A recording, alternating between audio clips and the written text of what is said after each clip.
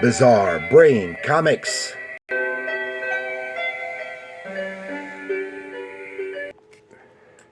Hello, my comic book friends, and welcome to Bizarre Brain Comics. I am Gary, your host. And this is where I like to take a look at some older comics, talk a little bit about the characters and creators, and examine the stories and the art. And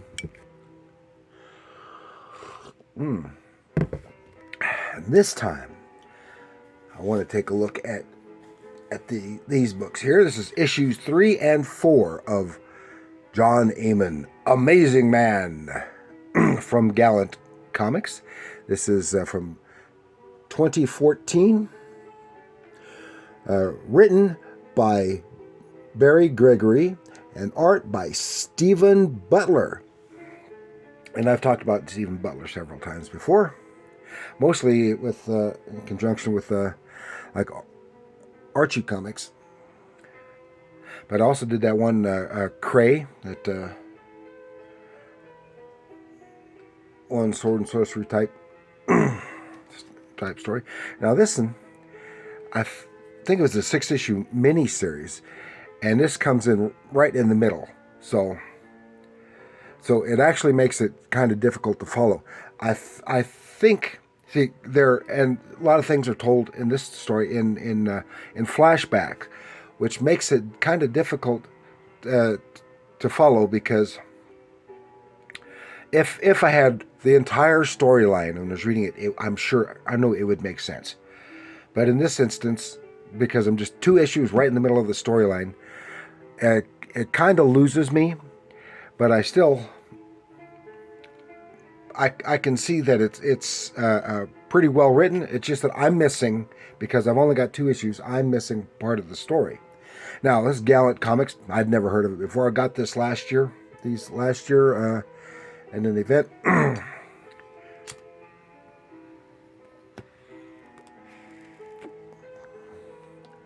Anyway, and you might say, who is this person? Well, this is John Amon, Amazing Man. He is a Golden Age character from Centaur Publishing. And he's a comic book hero from the 30s and 40s, created by Bill Everett, possibly with Lloyd Jacquet. Now, Bill Everett is the created Namor the Submariner. And you can kind of see that in this character a little bit too.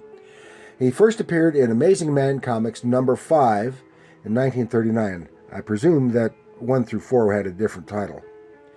And the original title ran to number 26 and 42.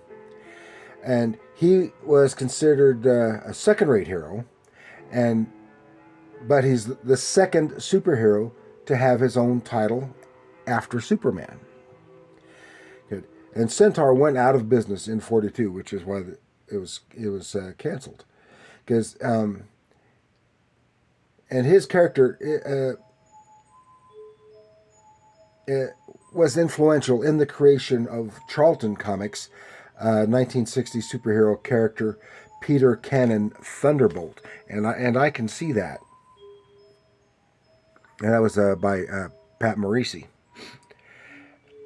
and I can kind of see that. I don't know that much about him now. He is a public domain character, so other publishers have used him. He has been used in Marvel. Malibu Comics used him extensively in their Protectors title, and I think he may even have had his own title. I can't remember. That was like 30 years ago. And I think he has even popped up in DC, but I am not positive on that. That's one thing about public domain characters, is that anybody can use them. So this is based on the original character. It was just updated.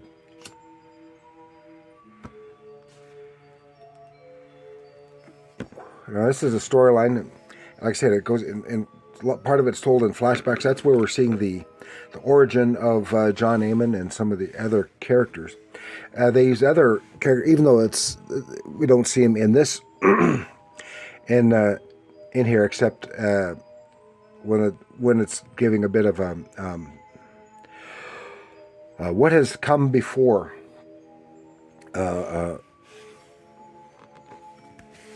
Showing we see that the original Blue Beetle is in here, because the original Blue Beetle is a public domain character, as opposed to the Charlton DC versions of Blue Beetle.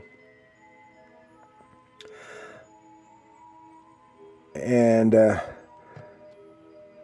has some other characters in here, and even eventually we see the Heap, their version of the Heap. This even has the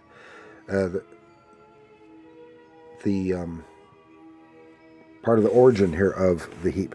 Yep, so here with issue 3 is Versus Music Master, Classic Heroes, New Adventures, and I've really, in this past year, I've really grown to love Stephen Butler's art. I mean, this is some really great stuff. And yeah, you're missing out if you only know Stephen Butler from his many years doing Sonic the Hedgehog for Archie Comics, or even some of the other Archie stuff. He did the Archie New Look graphic novel,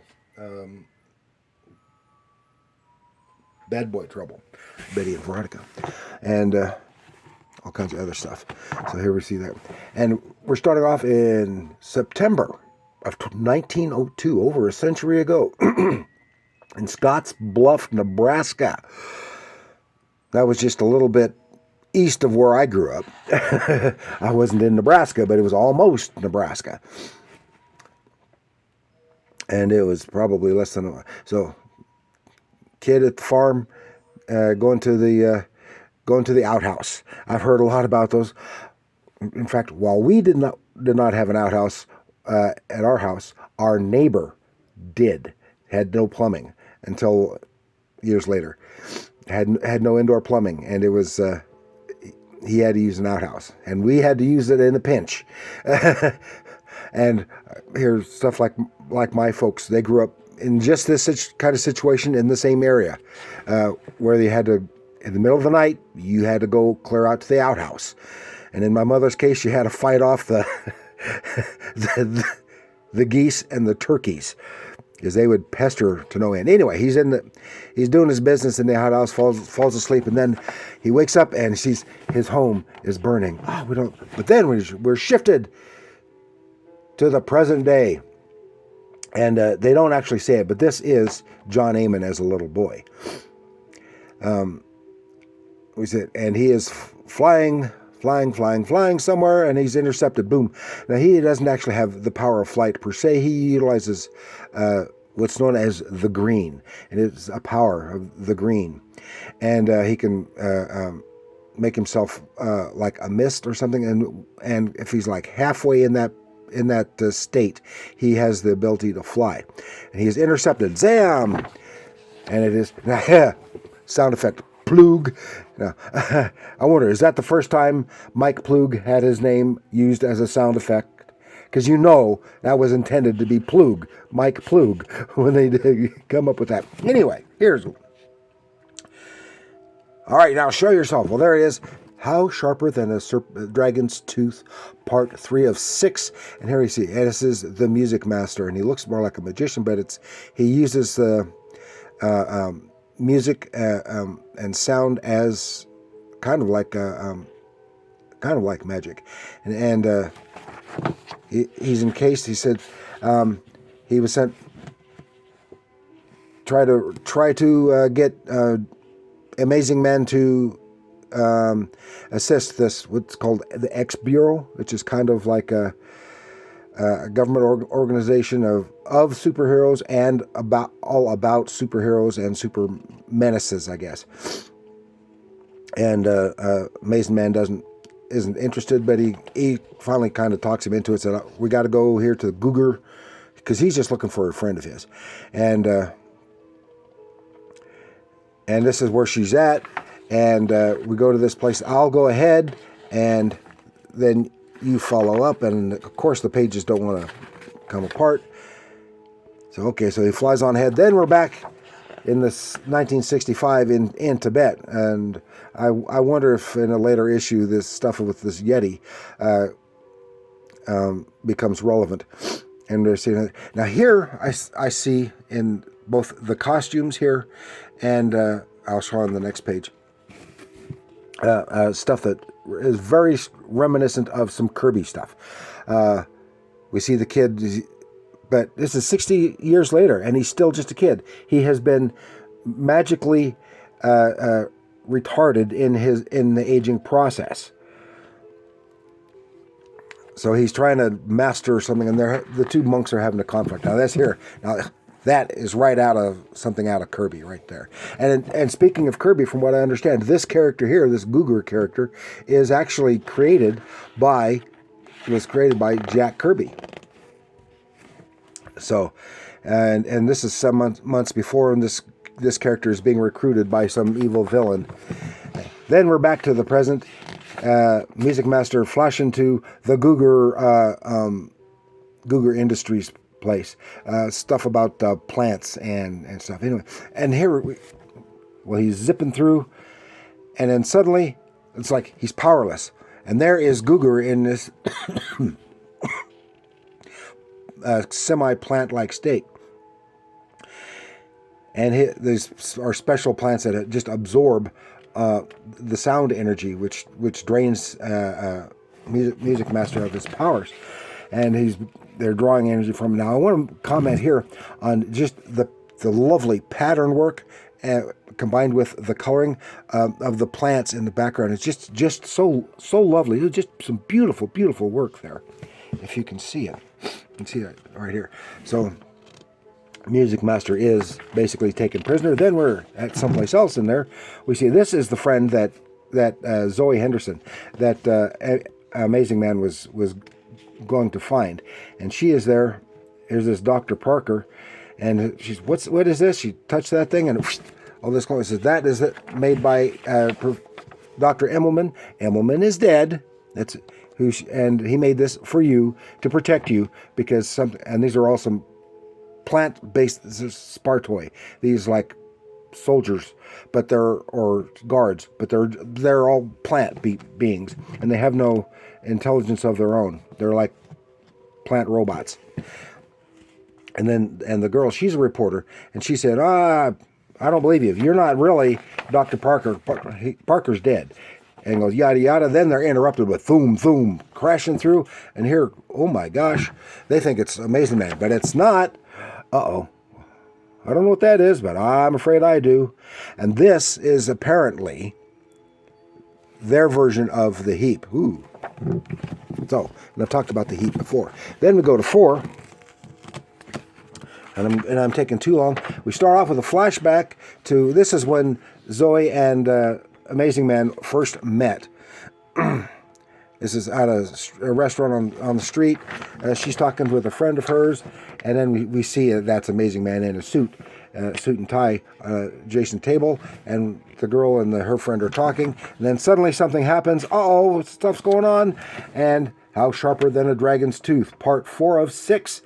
Then suddenly it's Amazing Man. Excuse me, I have to go to work. Then we're not in the present. It's another flashback just a few hours before what's going on. And this is when the fake Dr. Parker is going to see Dr. Emmelman. Something's happened to him, and this is him. He closes it, encases the thing away. Then we're back to the present when the heap busts through the wall.